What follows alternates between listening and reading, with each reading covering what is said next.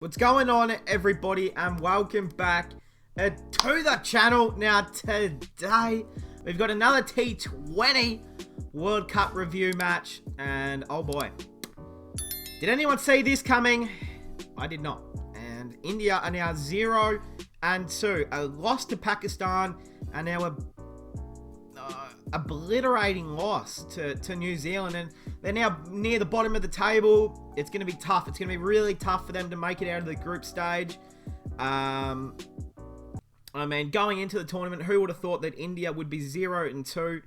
You would have thought, at the very minimum, they would have at least won one game out of these two. But not the case to be for India, and it's a really harsh reality at the moment for India. You know, they're just not playing great cricket. And this is crazy to me that it's happening, because most of these players have been playing on these pitches for the last month in the IPL. Most of the players have been in great form.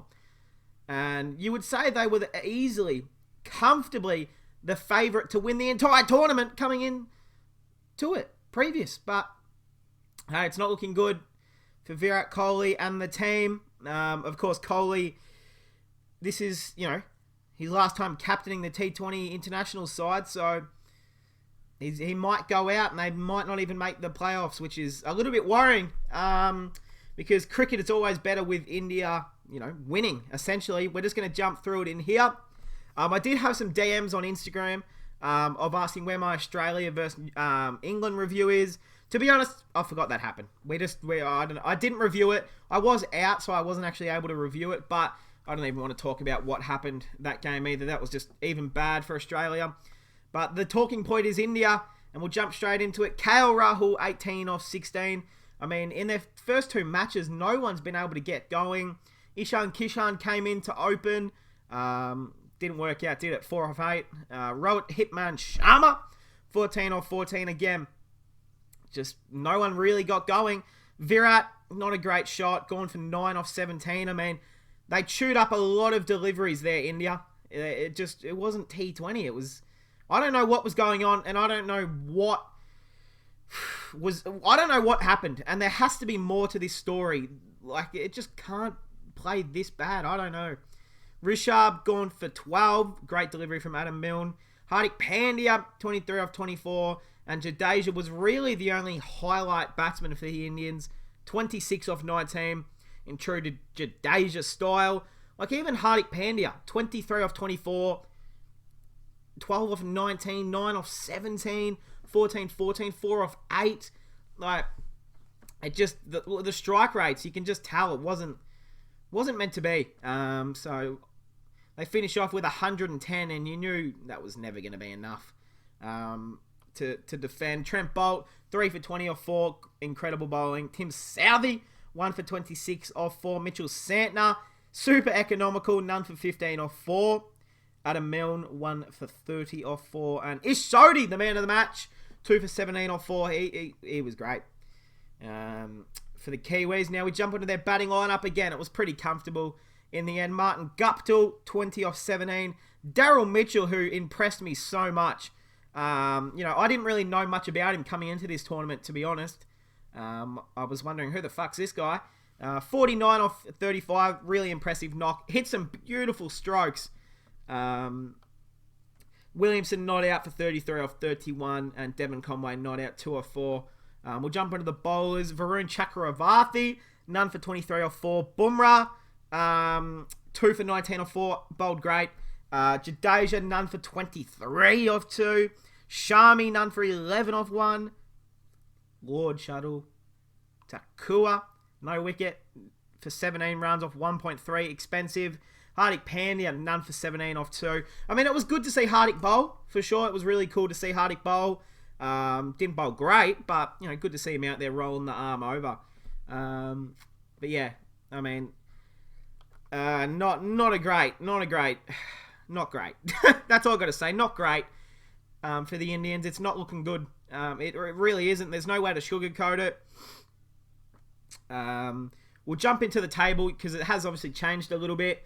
England, I mean, they're going to win the tournament, let's be honest. Them or Pakistan, they're by far the best teams at the moment. South Africa and Australia fighting it out for that second position. Yeah, South Africa playing quite well actually, which I didn't see coming, but you know, they haven't exactly played the best teams in the world yet, have they? I mean, they've played Australia, they lost. They beat Sri Lanka by 1 ball with 1 ball to spare. And they beat the West Indies, you know, comfortably. So, look, they haven't played a great competition yet. I mean, who do they have to play next? Bangladesh? Well, that's not ideal. So they still have to play England. Yeah, they still have to play England and Bangladesh. And Bangladesh is actually playing decent at the moment. I mean, they're not playing great, but they're still putting runs and taking wickets, so that's great. All right, we'll jump onto the table. England, again, comfortable. South Africa, Australia fighting it out. Sri Lanka has a win. West Indies have a win. Bangladesh, a big donut, 0. On to number 2, Pakistan, again, comfortable at the top. Afghanistan, who've been the real surprise factor again. They haven't, I mean, you look at who Afghanistan has played. You know, I mean, they played Pakistan, lost. Beat Namibia comfortably. And they have also played Scotland. So, I mean, it's not, you know, they're not great wins. And the lucky thing is for India, you know, New Zealand has lost the game as well. So, India is still a big chance. I mean, they still have to play Afghanistan, Namibia, and Scotland. So, you would say that has to be 3 wins. 3 wins almost gets you through.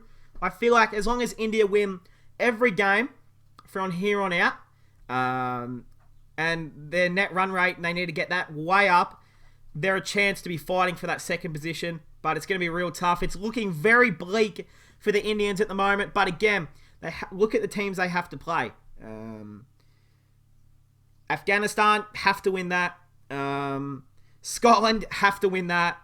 And then they play Namibia, have to win that. And you would say they win 3 out of 3. Again, then you look at who New Zealand plays. They play Scotland. That'll be a win for New Zealand. New Zealand then play Namibia. That's probably a win for New Zealand.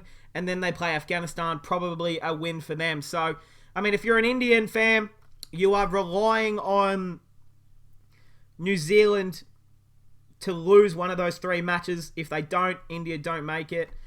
It's not a great situation. And shit, I mean, who would have saw this coming? Not me at all. Not me at all. I did not see this coming at all. Australia might not even make it through either, which is worrying. And it hasn't been a great World Cup so far for many people. I mean, no one likes England except for people in England. They're going to make it through. Pakistan have been great. They'll make it through. And they're the only 2 teams that look like really good. England and Pakistan are the only 2 teams that actually look like they can win a match. The other teams, you know, Australia, South Africa, even Afghanistan, New Zealand, are only just scraping through. And we're looking good without being great. So, hey, a little bit worrying. I mean, who would have predicted that Australia and India, both teams, might not make it through to the playoffs, the semi-final? Not me. I thought at least guaranteed India would make it, and shit, it's not great. It's not great. But hey, that is going to cap it off. I won't rant too much. I might have a midweek, you know, sort of video where I just sit down, discuss the recent events of everything going on. But hey, that is going to cap it off, guys. Again, sorry for all the Indian fans out there. I know you guys are upset. But hey, you got to keep the faith, rely on New Zealand losing a game, and then you can get back in there. But hey, that's going to cap it off, guys. I hope you guys enjoyed, and I'll see you guys in the next one.